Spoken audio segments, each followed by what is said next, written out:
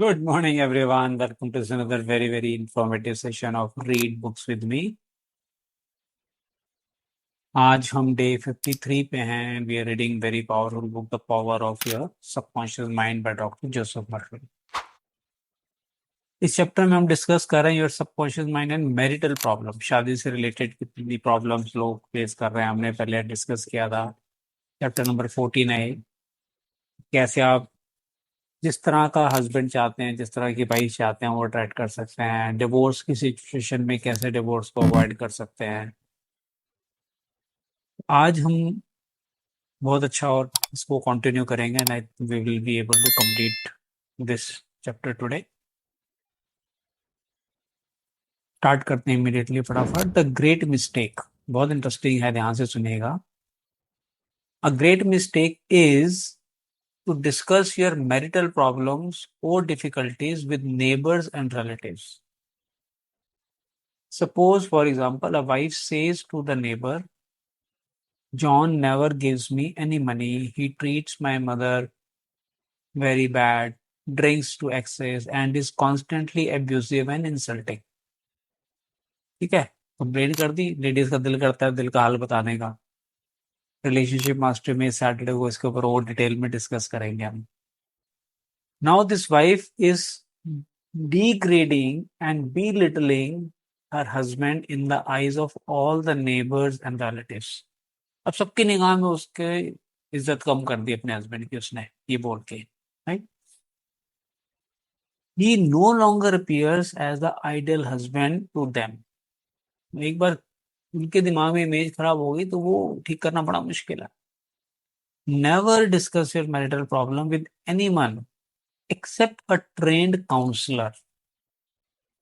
आप काउंसलर के पास जाएं जो ट्रेन है, वो उससे आप अपने दिल की बात कर सकते हैं, लेकिन अड़ोसी पड़ोसी रिश्तेदार never. Why cause numerous people to think negatively of your marriage? क्यों? आप हो सकता है बाद में फिर सुलह हो जाए, लेकिन लोगों के माइंड में जो इमेज थी वो तो चेंज नहीं कर सकते ना आप. Moreover, as you discuss and dwell upon these shortcomings of your husband, you are actually creating these states within yourself. Law of attraction में क्या कहते हैं? जो बोलोगे वही होगा, तथास्तु. अब आप बोल रहे हो उसको और एनर्जी दे रहे हो और वो और आपकी लाइफ में अट्रैक्ट होना शुरू हो जाता है. Who is thinking and feeling it? कौन सोच रहा है, कौन फील कर रहा है? आप. You are. As you think and feel so are you. जैसा आप सोचोगे, जैसा फील करोगे, वैसे ही आप बन जाओगे. Relatives will usually give you the wrong advice. देखिए कितना बोल्डली ऑथर ने लिखा है, usually will give you wrong advice. It is usually biased and prejudiced because it is not given in an impersonal way. Any advice you receive which violates the golden rule, which is a cosmic law, is not good or sound. It is well to remember that no two human beings ever lived beneath the same roof without clashes of temperaments, periods of hurts and strain. साफ कहने से हो ही सकता है एक छत के नीचे दो बंदे रहे, उनकी लड़ाई झगड़े ना हो. नेक्स्ट टू इम्पॉसिबल है. Never display the unhappy side of your marriage to your friends. Keep your quarrels to your self.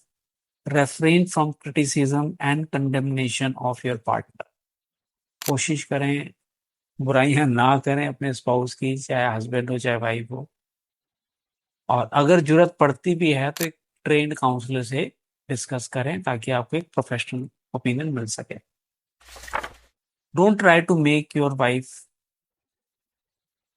Over. Don't try to make your wife over. देखिए क्या कहते हैं, a husband must not try to make his wife over into a second edition of himself. हम गलती क्या करते हैं, हमें लगता है हम सही हैं, सामने वाला थोड़ा सा ऐसे करे तो हमारे जैसा क्यों ना बन जाए वो. तो अपना एडिशन मत बनाओ, उनको जैसे हैं वैसे रहने दो भाई. The टैक्टलेस attempt. ट्रेंड नहीं है ना. रिलेशनशिप मास्टर में हम डिटेल में सारी टेक्निक्स डिस्कस कर रहे हैं कि कैसे आप अपने झगड़ों को सुलझा सकते हो, अवॉइड कर सकते हो. द टैक्टलेस अटेम्प्ट, क्योंकि सीखा नहीं ना आपने, to change her in many ways is foreign to her nature. वो उसको बार बार आप बोल रहे हो ऐसे करो, उसके लिए एक फॉरेन लैंग्वेज है, उसको समझ नहीं आ रही है क्या चाह रहे हो। These attempts are always foolish and many times result in dissolution of the marriage. बताओ, दूसरे को चेंज कर रहे हो, बार बार करने की कोशिश कर रहे हो, उससे डिवोर्स तक हो जाता है लोगों का। These attempts to alter her destroy her pride and self esteem and arouse a spirit of contrariness and resentment. Contrariness का मतलब स्टबर्ननेस होता है ना, resistance and resentment that proves fatal to the marriage bond. अगर आप किसी को बार बार टोकोगे ऐसे करो वैसे करो तो गुस्सा तो आएगा उसको, फिर जब उसका गुस्सा निकलता है तो वो फिर मैरिज को भी तबाह कर सकता है। Adjustments are needed of course, but if you have a good look inside your own mind, देखिए अपने निगाह अंदर की आंखों को सुंदर बनाएं, and study your character and behaviour, अपना कैरेक्टर और बिहेवियर चेक करें आप, you will find so many shortcomings, they will keep you busy the rest of your me. अपने बारे में ढूंढना शुरू करो तो कितनी गलतियां मिलेंगी आपको, कहते पूरी जिंदगी आप बिजी रहोगे उसी को ढूंढने में। इफ यू से I will make him over into what I want, अभी वाइफ के लिए कह रहे हैं कि मैं उसको ठीक करके रहूंगी, बस कई लेडीज का मतलब मुहिम ही होती है उनकी। You are looking for trouble and the divorce court, सोच लो फिर कहाँ जा रहे हो आप। You are asking for misery, you will have to learn the hard way that there is no one to change but yourself। हम कहते हैं रिलेशनशिप मास्टरी में आप दुनिया का हवा का रुख बदल सकते हो, बहती हुई नदी का रुख बदल सकते हो, लेकिन इंसान की पर्सनैलिटी को चेंज नहीं कर सकते जब तक वो खुद चेंज ना होना चाहे। तो don't do this mistake. Pray together and stay together through steps in prayer, इकट्ठे प्रेयर करें। द फर्स्ट स्टेप, क्या स्टेप्स हैं प्रेयर के? Never carry over from one day to another accumulated irritations arising from little disappointments। कहते हैं रात गई बात गई, एक दिन की बात अगले दिन तक मत लेके जाओ, सुलझाओ उसको उसी समय। Be sure to forgive each other for any sharpness before you retire at night. सोने से पहले एक दूसरे को माफ करके सो, नहीं तो नींद नहीं आएगी आपको। The moment you awaken in the morning claim infinite intelligence is guiding you in all your ways. Subconscious mind से बात करो सुबह उठते ही। Send out loving thoughts of peace, harmony, and love to your marriage partner, to all members of the family, and to the whole world। सुबह उठते ही blessing दो अपने partner को, फैमिली मेंबर को, पूरे वर्ल्ड को। सेकंड स्टेप क्या कहते हैं?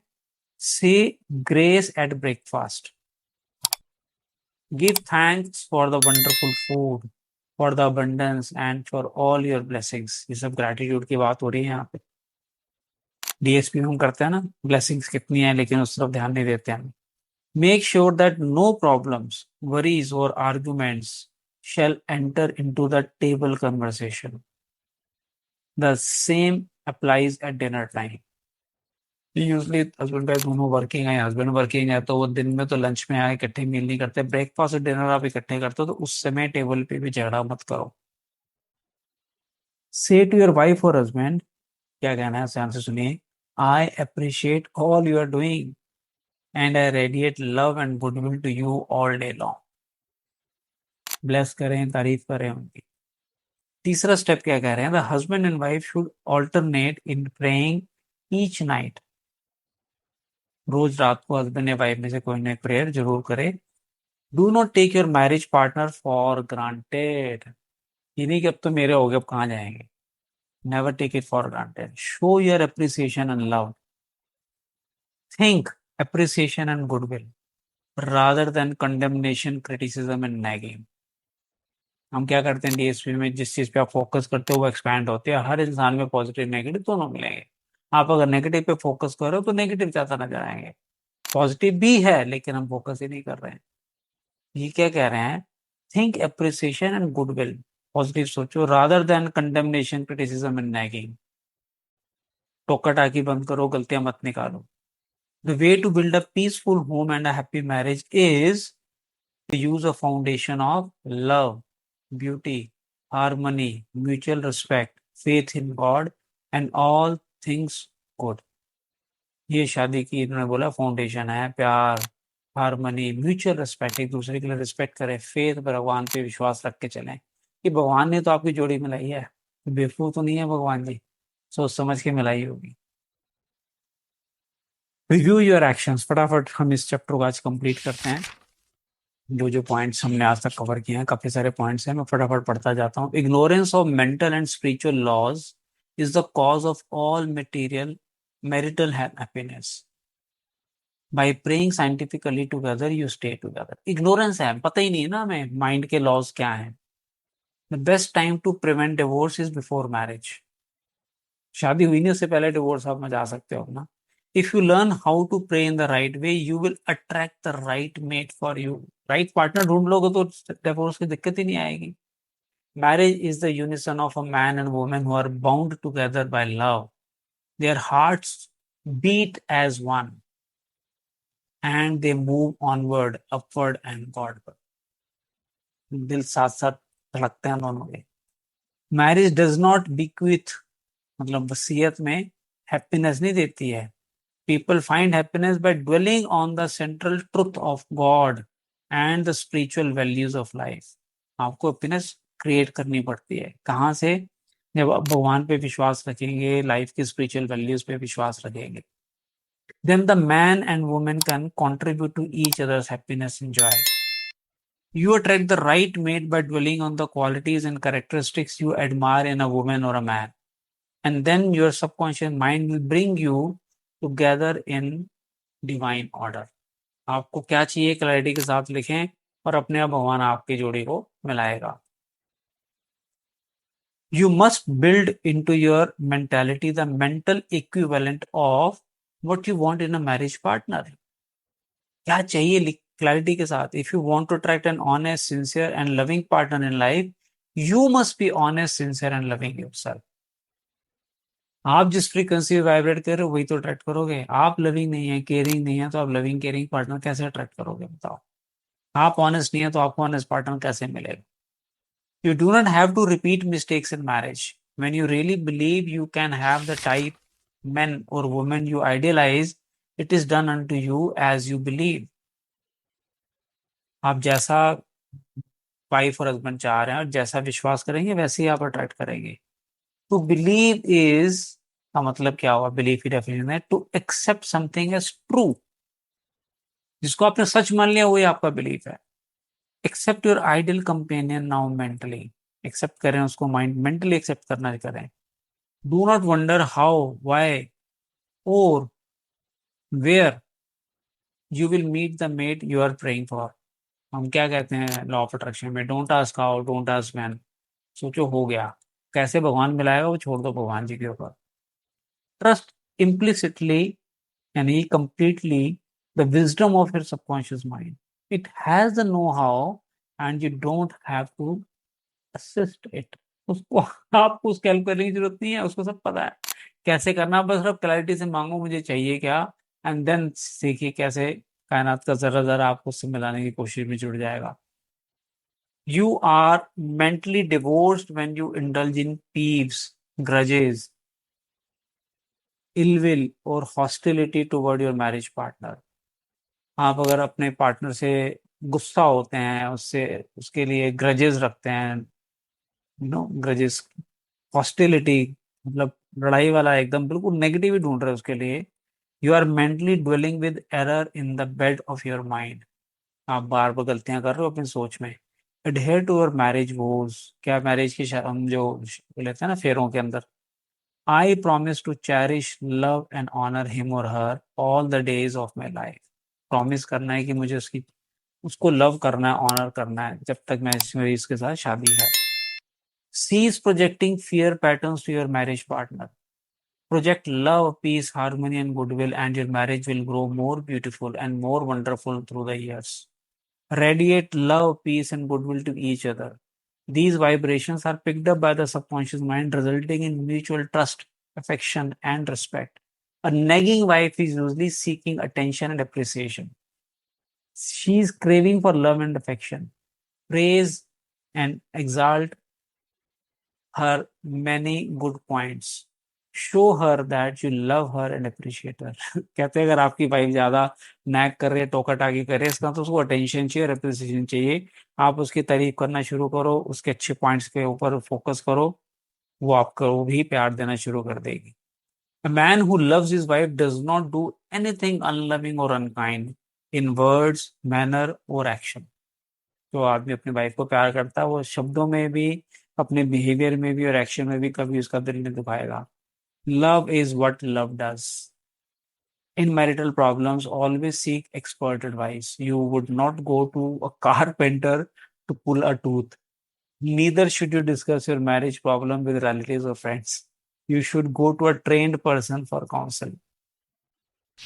अभी मेरे पास एक काउंसलिंग का केस आया यूएसए से, एक लेडी का. मतलब when हम पहली बार कनेक्टेड, रोई जा रही थी बेचारी. हस्बैंड 10-12 साल हो गए शादी को. घर ये इतना ज्यादा मेरे से नफरत करने लग गया है, 2 बच्चे हैं उनके, कि मतलब मेरी तरफ देखता ही नहीं है, चिढ़ा रहता है हमेशा मेरे से, ढंग से बात ही नहीं करता. और जब हमने 2 सेशंस किए उनके साथ, शी अंडरस्टूड कहाँ गलती हो रही थी. And अब वही अगर अपने बहनों से भाइयों से डिस्कस कर रही होती, तो वो तो एक साइडेड उसको ओपिनियन देते ना, छोड़ दे तो उसको. मतलब डिवोर्स कितना कॉमन होता जा रहा है क्योंकि वो प्रोफेशनल्स को काउंसिल नहीं करते हैं.